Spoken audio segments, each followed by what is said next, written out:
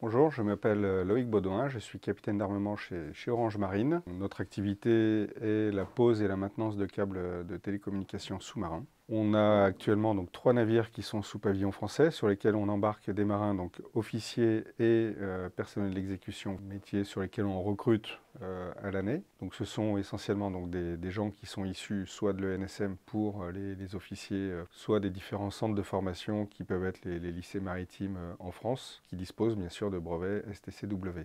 Alors la STCW, c'est une réglementation internationale en fait, qui régit tout ce qui est formation et titres qui permettent aux marins de naviguer donc, sur des mêmes standards de formation et de qualification. Voilà. Donc c'est de l'international. Effectivement, nos navires naviguant sur toutes les eaux du monde, les marins doivent disposer donc, de ces fameux titres qui leur permettent d'exercer leur métier de marin à bord. On va retrouver toutes les strates d'officiers, hein, donc en partant de l'officier navigation, sécurité ou lieutenant machine jusqu'au capitaine ou chef mécanicien. Côté Mestrans, donc on a sur les 3 services, on a donc au pont des postes qui sont des seconds mètres de sécurité, qui sont des matelots novices, hein, qui sont généralement nouvellement brevetés, qu'on va former à nos métiers de câble pendant à peu près 2 ans, avant de pouvoir accéder sur un poste qui est le poste de maître de manœuvre. Puis enfin, le poste maître d'équipage, voilà, communément appelé le BOSCO. Donc là, en fait, il nous faut simplement pour ces fonctions-là des brevets donc, qui sont d'abord le certificat de matelot pont, puis le matelot car passerelle, et enfin le marin qualifié pont. Donc ça, c'est pour le pont, et on a pour la machine, là pour le coup, que des maîtres machines. On a 2 maîtres à la machine, un dédié plutôt au diesel et l'autre sur la partie extérieure, et un maître électricien. Et après, on a le 3e service, le service général. Donc là, il n'y a pas de qualification particulière, sauf pour le cuisinier, qui lui a besoin de son brevet en fait, de cuisinier navire de mer. Nous, les marins chez nous, ils sont vraiment dédiés à la conduite du navire. On va les former sur nos spécificités à nous, mais d'une manière générale, en fait, les marins n'ont pas besoin d'exigences particulières autres que de connaître leur métier de marin. Voilà. On va, nous, les former sur nos propres métiers, que ce soit au pont, à la machine, ou bien en passerelle pour les officiers. D'une manière générale, les embarquements sont sur du 2 mois maximum. Sur la partie pause, effectivement, le maire est plutôt en mer, on va dire, 300 jours par an. Voilà, les 60 autres jours, il est à quai, souvent à l'étranger, pour charger son câble qu'il va poser. Là, on est sur du H24 pendant toute la durée de l'opération.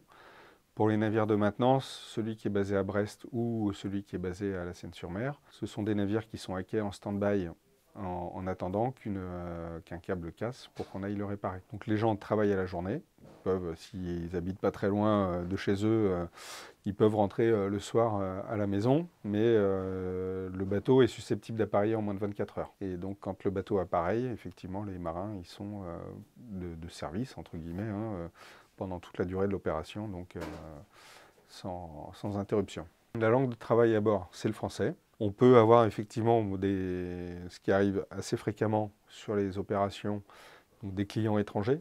Donc il peut y avoir une phase de travail en anglais, mais c'est vraiment épisodique et l'interlocuteur, généralement, c'est plutôt ce qu'on appelle le chef de mission ou commandant, voire le maître d'hôtel et cuisinier s'il y a besoin de choses particulières pour le repas.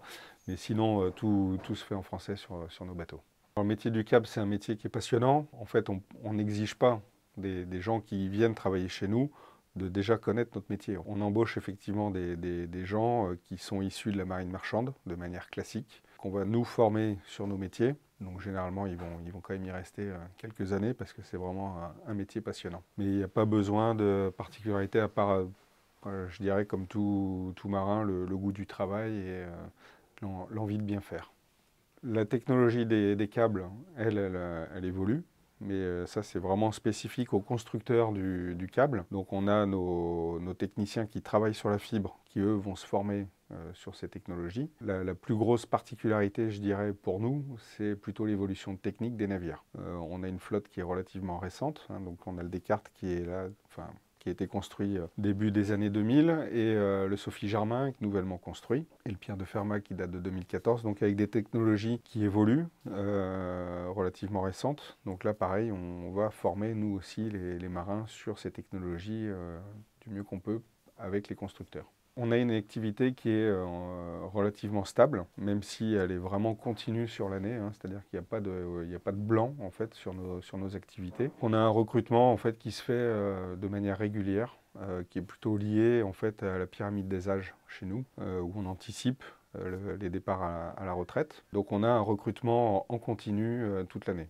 Donc pour ça, on a notre plateforme sur notre site internet, dans la rubrique Contact. Un petit peu comme tous les armateurs, hein, on a un petit peu tous les mêmes contraintes, hein, parce que le métier de marin est un métier en tension. Orange Marine n'a pas des besoins extravagants en termes de recrutement, parce qu'on a 3 navires français, mais sur lesquels on embarque quand même beaucoup de monde. La difficulté aujourd'hui, c'est plutôt sur la partie personnelle d'exécution, où malheureusement, effectivement, on peut avoir du mal à recruter sur certains métiers, donc type maître électricien par exemple, ou maître machine. Et on a aussi dans le service général, tout ce qui est maître d'hôtel, parce que ce n'est pas un métier qui est à proprement parler de marin et qui du coup est très peu connu, je pense, des sédentaires. Voilà. Donc c'est des métiers effectivement sur lesquels on est toujours un petit peu à l'affût de trouver la bonne personne, parce que c'est pas toujours simple.